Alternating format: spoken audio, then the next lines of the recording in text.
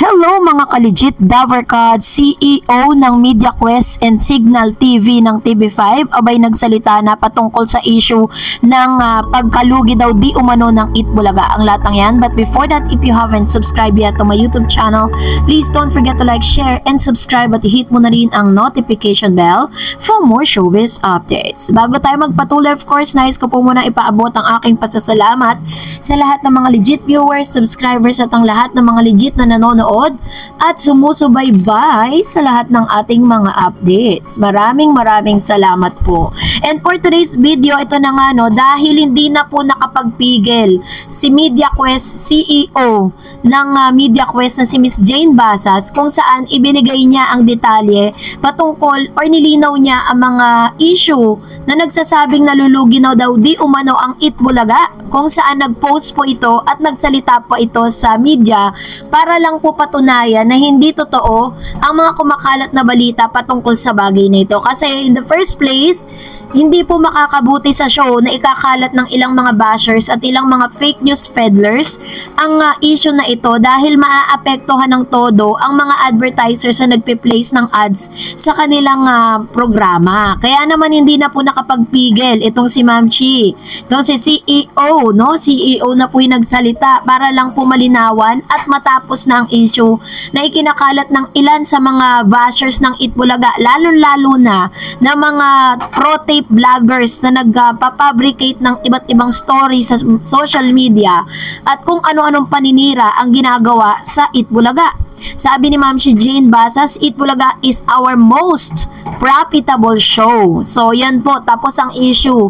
Diyan pa lang po talaga, talagang masasabi mo na hindi totoo. Sabi niya, Signal TV President CEO Jane Basas, tinapos na ang mga espekulasyon tungkol sa financial status ng longest running noontime show sa hashtag Itbulaga TV5. Sa ibinahaging video ni Models of Manila, personal niyang nakausap o nakadaupang palad si Mrs. Basas sa mismong compound ng TV5 at ayon sa kanya, ang Itbulaga ang pinaka-profitable na programa sa TV5 at walang katotohanan ang mga kumakalat na balitang nalulugi na, magsasara na ang 44-year-old noontime show at tinanghal na top 5 longest running program sa buong mundo na may mahigit ng 14,000 episode.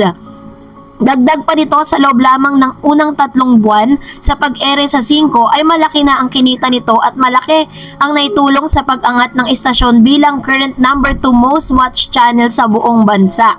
Nagsimulang umere ang Itbulaga bilang EAT sa TV5 noong lumipat ang TVJ at ang mga legit Davercad sa kapatid network matapos gulong nilikha ng bagong management ng Tape Incorporated noong December 5, 2023 at January 5, 2024. Manalo naman ang TVJ's copyright at trademark case sa IPO at Marikina City RTC laban sa halos-led production from GMA7 matapos ang 6 na buwan na bawi ng iconic trio ang titulong Itbulaga bilang resulta ng hatol. So dahil po dito ay hindi man po consistently, aminin po natin yan na hindi consistently, lalo na sa ngayon na mas nadagdagan pa ang network kung saan napapanood ang kalaban, hindi kaaway na noontime program ng Itbulaga. Kasi nga naman, diba, ilan lang bang network napapanood ang Itbulaga versus dun po sa It Showtime na napapanood sa GMA7, GTV Channel, Kapamilya Channel,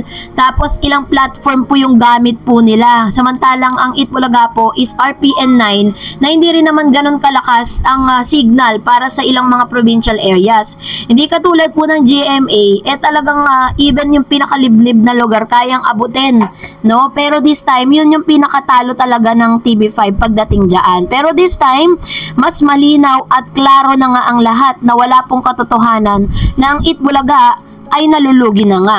Kasunod nga nito ay ang fake news na to ay ginagawa ng ilang mga legit ng ibang news website, hindi legit, no? Hindi man lang mag-verify. At latest na super duper fake news ang sinasabing magsasara na nga daw ang Itbulaga dahil nalulugi na ito. So dahil dito, syempre, hindi po pumayag si Tito Sen at si Master Henyo Joey De Leon na mag-spread out itong news na ito sa buong social media platform. Kaya naman sinagot ito ni Tito Sen at ni Joey De Leon. Sabi niya, nagsisinungaling at nalulugi, no, yung mga nagkakalat daw ng fake news na iso na magsasara na daw sila. At sabi naman ni Alan Gay, after 45 years magsasara. Sabi nga naman ni Tito Sen, mga sinungaling. Sabi ni Tito Sen sa kanya pong sa kanyang statement, no, sa isa sa mga episode ng Gimme 5 sa Itbulaga, para mapatunayan na tayo hindi nagsisinungaling at sila'y mga sinungaling. Bukas, bibigyan natin ng kopya ang media ng ating file sa BIR o Bureau of Internal Revenue ng income tax return. Dagdag pa ni Tito Sen, ito ang hamon ko. Ayan, so ito naman yung hamon ni Tito ni Mr. Joey De Leon para sa lahat nagpapakalan ng fake news. So ang maganda lang po dito, talagang si CEO at talagang maganda kay Models of Manila, sinadya niya po at hindi po ganon kadali na makadaupang palad mo ang CEO President ng MediaQuest.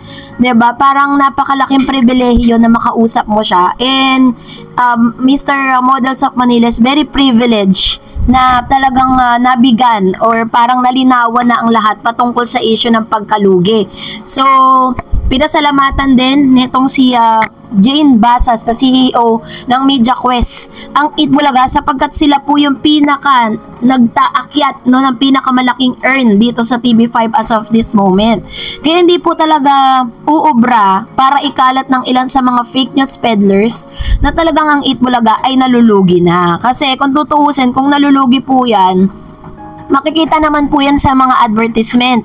Makikita po yan na talagang nagbabawas sila ng mga host, nagbabawas sila ng mga empleyado, pero hindi Nakikita naman natin kung paano sila mamigay ng papremyo. At the same time, may mga bago po mga advertisers na talagang pumapasok sa kanila. Although, inamin ng ilang mga network na talagang naapektuhan ang Free TV laban sa mga digital na mga content, no? Kasi parang nahati daw di umano ang kita ng mga Free TV. Imbes na magpe-place po ng ads ang ilan sa mga advertisers plainly sa Free TV lang, pero ngayon dahil meron na silang options na pwede sila mag-place ng ads sa mga social media platform, doon po nagkakaroon ng pagkakahati-hati. At this time, meron pong inilabas na ilang balita ang Billionario.com patungkol sa pagkalugi di umano ng GMA, na sinasabi nga nung nagsimula pang pagkalugi nila year 2021 up to the present, kaya naman talagang minadali po nila na makuha po at mailipat ang It's Showtime sa kanila pong mother channel, which is yung GMA, bilang pambawi dun po sa napakalaking lugi nila. Kaya nga sabi ng ilang mga news peddlers na parang pag daw po may mga programa sa GMA na hindi po nagre-rate, agaran po itong tinatanggal. Kasi in totality, ang isang programa po sa Free TV, ang pinaka-validity niyan is 3 months. Kapag mataas ang rating at marami mga advertisers, tatagal yan ng 6 months up to 1 year. So, wag na kayo magtaka kung may mga teleserye sila na hindi tumatagal ng ganun katagal, which means mababa ang rating. So, that's it for today. For more videos and updates, please don't forget to like and subscribe, and please don't forget to follow my Facebook page, Dar Eds TV. God bless everyone!